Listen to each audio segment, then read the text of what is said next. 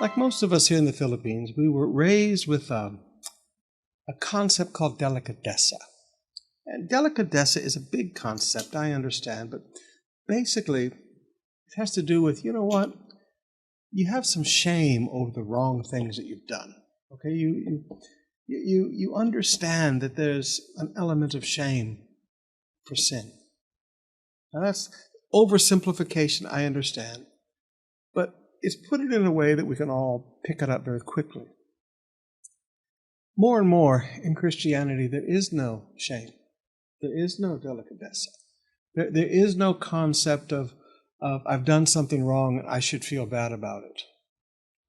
Paul would say that your conscience has been seared as with a hot iron. Your conscience has been so scarred by sin that you don't feel anymore. Now in Ezekiel 23, beginning with verse 36, God says, "The Lord said to me, Son of man, you must accuse Oholah and Oholibah," which would be names that he used for Judah and the 10 tribes called Israel. "They have committed both adultery and murder, adultery by worshiping idols and murder by burning as sacrifices the children they bore to me. Furthermore, they have defiled my temple and violated my Sabbath day. On the very day that they sacrificed their children to their idols, they boldly come into my temple to worship. They came in and defiled my house." Now listen to that. The people of Israel and the people of Judah, the 10 tribes and the 2 tribes, all together, they would take their children and offer them in sacrifice to Molech, to this demon god. They'd burn their babies alive. And then when they finished that, they would go to the temple and worship God. No shame whatsoever. And God said, "They've defiled my house."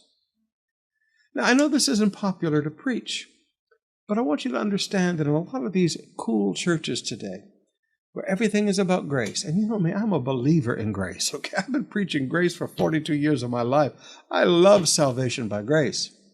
But grace teaches us to say no to ungodliness. Grace doesn't teach us that we can have our sin and then play with God on Sundays. And too often in these modern churches, you go get drunk on Saturday night, you have sex with your boyfriend, your girlfriend, you go to pornography, you go clubbing, you go do all of your sin, and then you come to church on Sunday. I love you, Jesus. Oh, I worship you for your grace.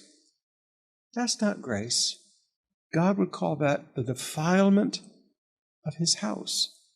You have no shame.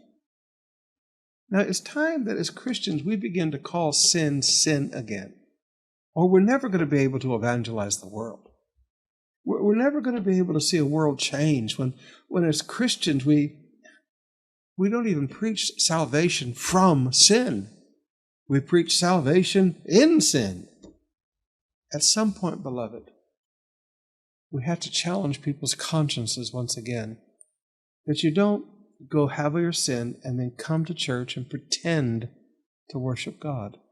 Because I'm sorry, God does not call that grace. God calls that the defilement of his house.